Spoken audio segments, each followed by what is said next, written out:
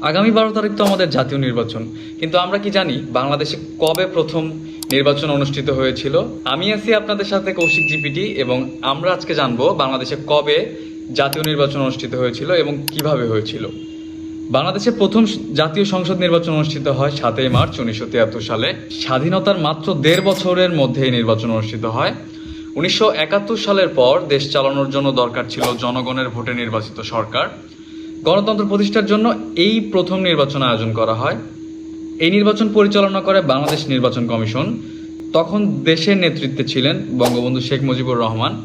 সারা দেশে ভোট কেন্দ্র স্থাপন করা হয়, মানুষ লাইনে দাঁড়িয়ে ব্যালট পেপারে ভোট দেয়। এটাই ছিল সরাসরি ভোটের শুরু।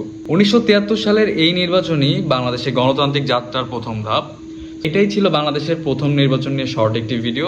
সো এরকম আরও ইন্টারেস্টিং ইনফরমেটিভ ভিডিও পেতে চাইলে আমার ইউটিউব চ্যানেল, ফেসবুক পেজ এবং ইনস্টাগ্রাম ফলো করতে ভুলবেন না। Thank you.